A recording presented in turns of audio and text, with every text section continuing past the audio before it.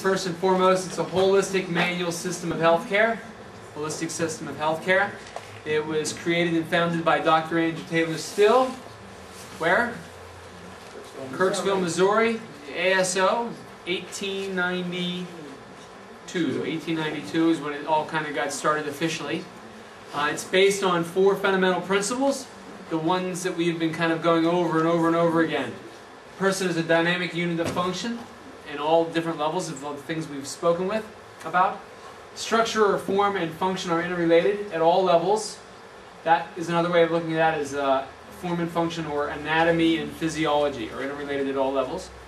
The body is self-healing, has the capacity to self-repair, and has the capacity for self-defense. It's our job to what? To identify the things that are keeping the person from health and do our best to eliminate those, or to unblock them, or loosen, if you will, the healing. Let the healing begin. And then last but not least, rational treatment.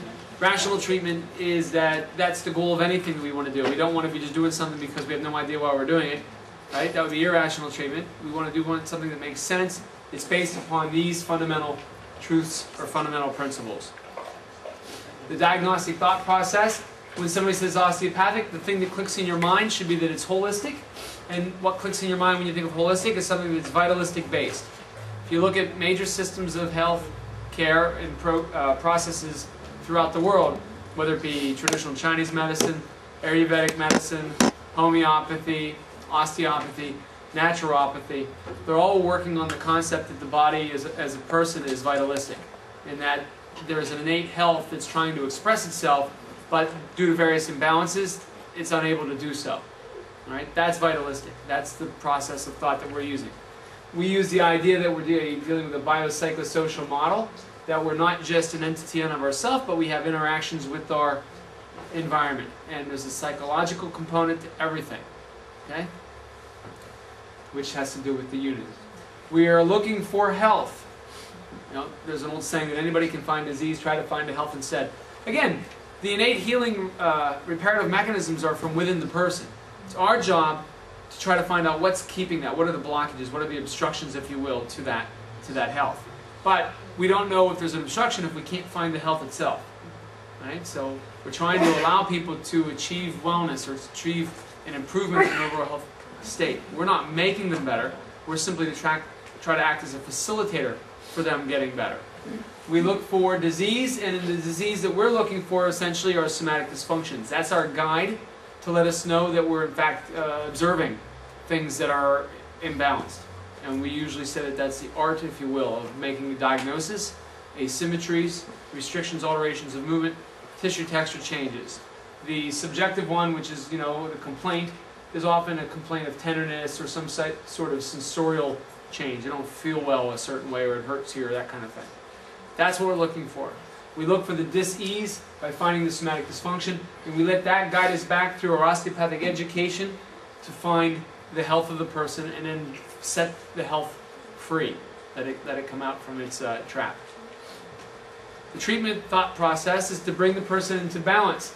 There's a word, I didn't make it up, a guy named Jeffrey Bland is the first person I ever heard use it, and he said he didn't make it up, he gave it credit to somebody else. So it's a third generation kind of terminology. You're all familiar with the term homeostasis. Well, I don't think of the body as a static structure or a static organism. I think of a person as a dynamic being. So I like the term he used, which was homeodynamic, much better, meaning that there's a constant change, and the only thing that is constant is the change. Right? It's continually changing, but it's done so in a way that life is being maintained, and health, ideally, is being set forth throughout. So homeodynamic state is one that we're basically trying to achieve, and we do that by trying to bring the person into balance. Okay, structural balance meaning then functional balance, or anatomical balance, therefore meaning physiologic balance. Okay? We try to find and apply interventions that will address the underlying causes. We had a whole big discussion about that this morning, the other day, about the knee hurts or whatever. Well, that knee may not be the problem. Or if the knee does have a problem, what predisposed it? Was it the physical action that was being done? Was it a mechanical thing within the body that allowed it to be the weak link? That's what we're looking for. And when we can find these things, our treatments then are to address things in a certain way. If you see what I mean, okay? First letter of each word, see what I mean? Safety, number one. If you're not sure you're going to do something safely, it's best probably not to do it. Right? Effective. If you're not going to be effective at something, well then, what's the point of it all? And if you can work efficiently, that allows you then to be more productive. And therefore, you can see more patients, you can help more people, and because most of you are being reimbursed in some way for your efforts, you then can have a what? Financial security. So osteopathy is first and foremost to help people, but it's also to help yourself by being able to make a living. Okay? So these are all important. So see what I mean? Safety, effectiveness, and efficiency.